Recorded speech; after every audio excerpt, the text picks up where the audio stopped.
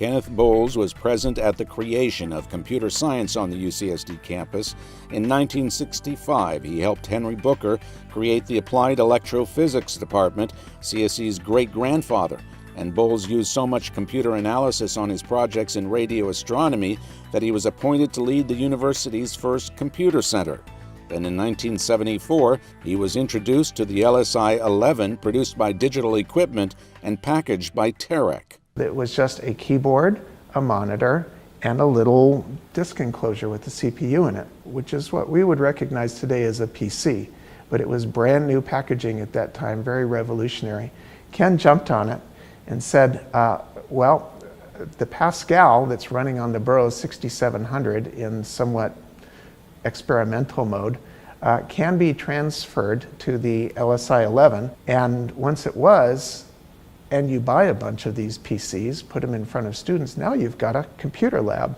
By the time Demchak joined the team in 1977, Bowles and a fast-growing group of undergraduates, along with grad student Mark Overgaard, had already built the pseudocode operating system and UCSD Pascal, an evolution of the Pascal programming language, to run on the LSI-11. And it grew from initially 5 people before my roommates got into this, and maybe into 10 by the time I joined, and by the time it was all over, maybe 43.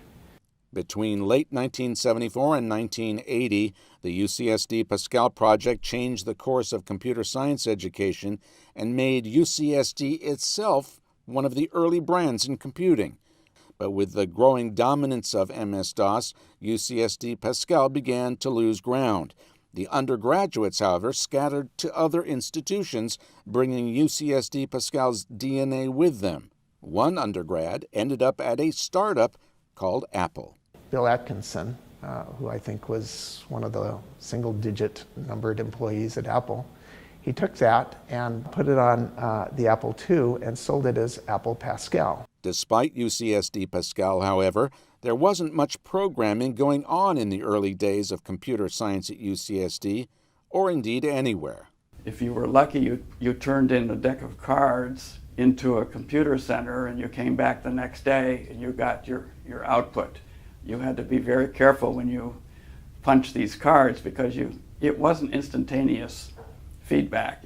You had to really think about it. In 1975, Burkhardt helped a team of students build a computer of their own, but it was early days. The computer had no disk drive. There was just some main memory, I don't remember how much, and main memory at this point in time was core memory. At that time, the department was just Walter Savage and Walter Burkhardt, and the joke was to get a job at San Diego, you had to be named Walter. Early leaders in computer science on campus came from differing backgrounds.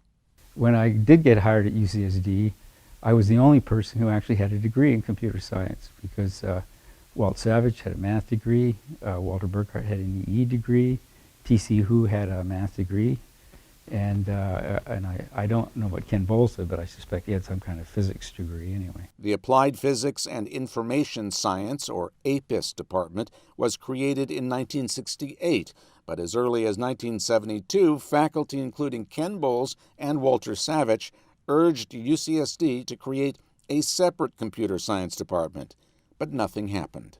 T.C. Hu joined the UCSD faculty in 1974. He recalls what he heard on his very first day from the then chair of what was the APIS department. The computer is like a washing machine. Very soon we will know everything about computer science. If we establish computer science 10 years from now, every campus in the U.S. will try to delete that computer science department. Then in 1978, APIS became the Electrical Engineering and Computer Science Department, with the somewhat unfortunate acronym EECS. There were maybe 3 or 4 what you might call golden eras for computing, but in between there were troughs. And one of the reasons why APIS changed its name to Electrical Engineering and Computer Science was because it was in a trough and people were worried about losing positions in the department because of the fall in the number of students. Former engineering professor Irwin Jacobs in 1981 established one of the two first endowed chairs at UCSD, stipulating, however, that it should go to a professor in a not as yet formed Department of Computer Science.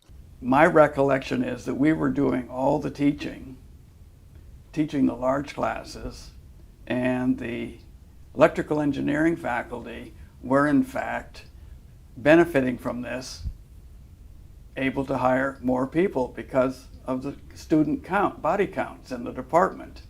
Here we were, 4 people, 5 counting Ken Bowles. We ran a complete computer science major, undergraduate. We didn't have a master's degree and PhD. We taught all the courses. When Walter Savage stepped down after a long stint leading the computer science group in EECS, he urged Walter Burkhart to take the job. I told Walt that I would do this only if the campus would let us form a new department, a separate department.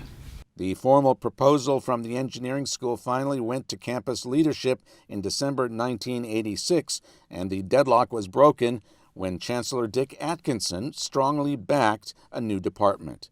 The Computer Science and Engineering Department was formed in 1987.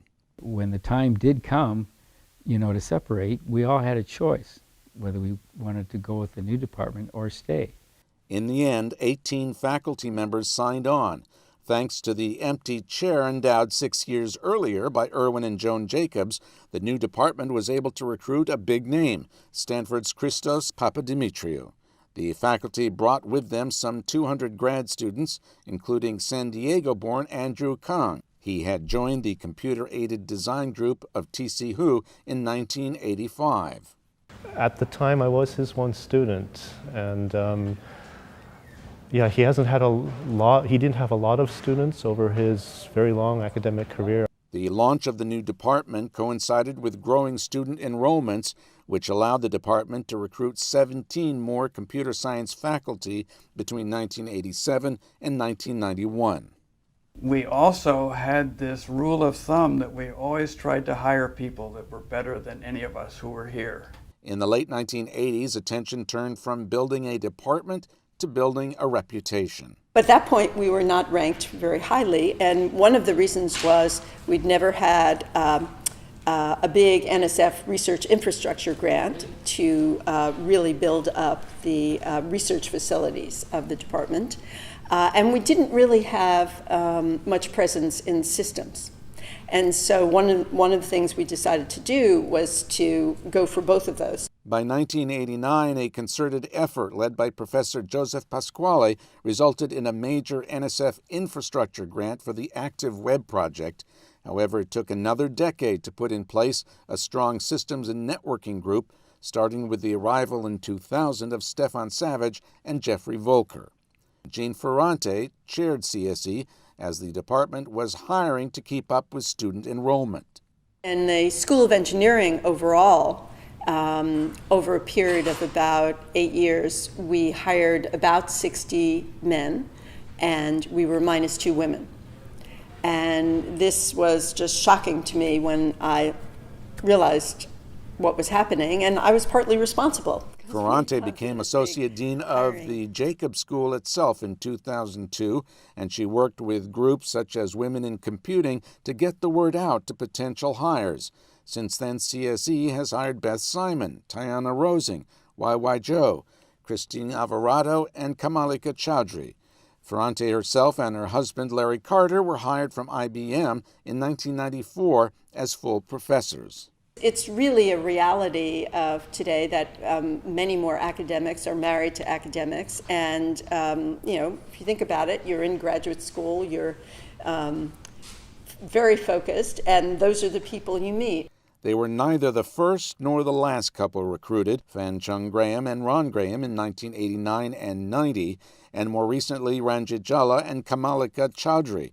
Others, like Lurit Bradley and Gus Oot, met inside the department. They fell in love. You cannot prevent that. Going into its 25th anniversary year, the Computer Science and Engineering Department's faculty was largely unchanged in recent years, but the department was facing the highest enrollments in its history, over 2,000 undergraduates and over 300 grad students in the fall of 2013. Whether it's Bill Gates or Mark Zuckerberg or whoever, I mean, CS is a very cool thing to be studying. I think that's fantastic for the field. Increased student enrollment will translate into more resources to grow the department in growth areas, and thanks to a large anonymous gift from a CSE alumnus, part of the Inspiring Imaginations campaign, CSE is on its way to becoming a top 10 computer science department, potentially propelling CSE graduates to becoming the next Bill Gates or Mark Zuckerberg.